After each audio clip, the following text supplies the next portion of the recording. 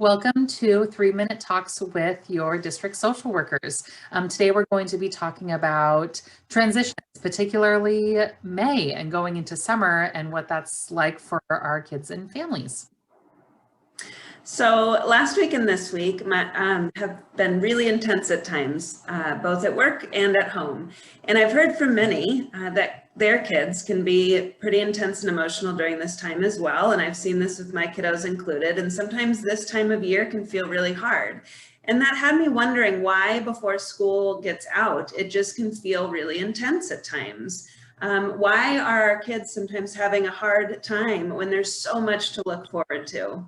And then, when you hear something and it all makes sense. So I wanted to share this with you because I was listening to Lynn Lyon's podcast. She's an anxiety expert and therapist, and she was talking about this exact piece about why May can feel so hard. So May is the month, what she shared, and again, this just all made sense with me and resonated with me, so I wanted to share with you. That May is the month before so many significant endings, whether it be the end of kindergarten or graduation or really any grade in between. It symbolizes moving on, growing, getting older.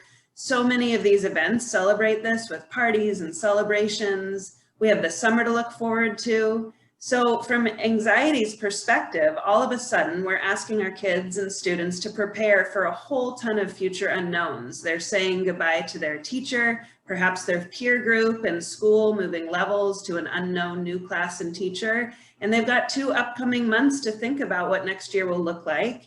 And we're also saying goodbye to the routine and structure that we all really thrive on during the school year. And hello to a summer full of just different routines and expectations and more unknowns. So we also know COVID, of course, adds numerous layers to this with the differences in how we might still need to celebrate and summer plans that are still perhaps different than what they have been in the past.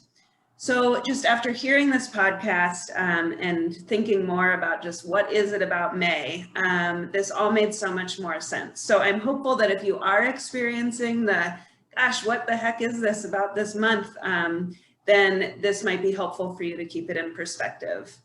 I think the best way to handle this is just to normalize this for our kiddos as well, to get ahead of the anxiety or worries about the unknowns of what are coming up, talk about the changes that are going to be happening, and how we might feel or how worry might show up when there are these upcoming unknowns, and how they're really exciting opportunities, and also some other feelings about nervousness or discomfort there, and that's all really normal for all of us. So use that positive approach that we're all confident that this will be well, summer's going to be an adventure, one day at a time we're going to take it, however it makes sense to you.